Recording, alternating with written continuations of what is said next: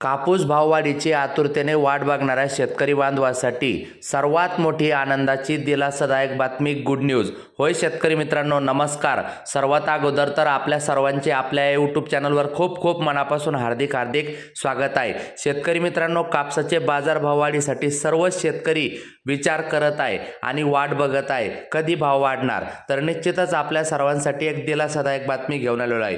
ती बातमी बघण्यापूर्वी विनंती आहे, आपण जर पहिल्यांदा आपले चॅनल बघत असाल तर प्रत्येकाने आपले चॅनल सबस्क्राइब करा। दररोजचे बाजार भाव आपल्याला घरबसल्या बघायला मिळेल। एकदा कापसाचे बाजार भाव सांगतो, नंतर दी बातमी सांगतो, व्हिडिओ मात्र पूर्ण बघा। वरोरा येथे 122 क्विंटल कापसाची आवक होऊन जास्तीत जास्त 6900 चा भाव चालू आहे।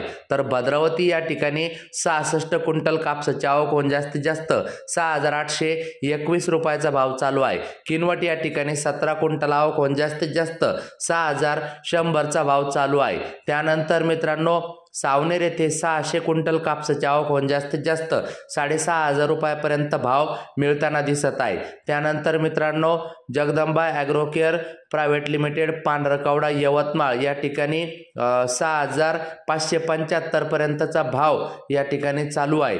त्यानंतर मित्रांनो, पुढील बाजार समिती बुलढाणा येथे खाजगी बाजारात चिखली येथे 6100 रुपयाचा भाव कापसाला मिळताना दिसत आहे।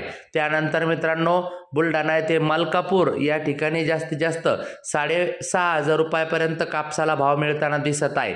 त्यानंतर मित्रांनो, पुसद यवतमाळ या ठिकाणी जास्तीत जास्त कापसाला 7000चा भाव मिळताना दिसत आहे। तुमच्याकडे काय भाव चालू आहे कमेंट करा। आता मित्रांनो, महत्त्वाची मोठी बातमी, दिवाळीनंतर कापूस खरेदीला मुहूर्त, पणन महासंघाला मिळाली परवानगी। भारतीय कापूस महामंडळ सोबत होणार करार, सोयाबीन खरेदीला सुरुवात।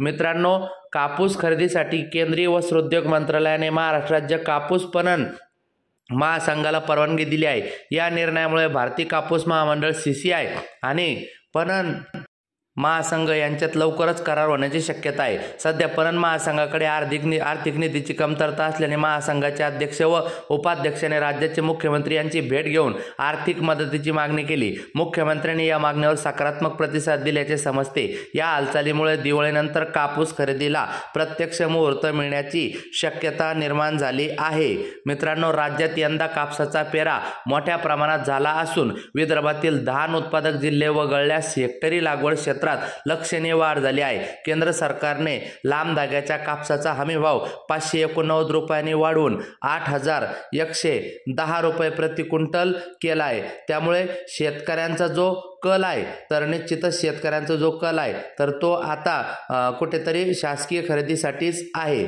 आता भारतीय कापूस महामंडळाकडे CCI राहणार असल्याचे स्पष्ट होत आहे।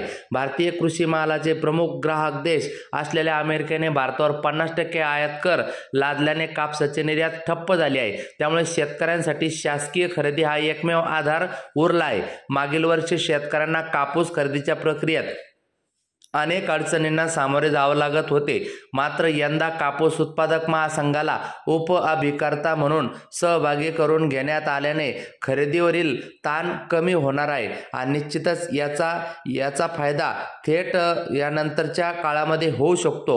CCI आणि पणन महासंघ यांच्यात लवकरच करार होण्याची शक्यता असून वस्त्रोद्योग मंत्रालयाच्या निर्णयानंतर या प्रक्रियेला वेग येणार आहे।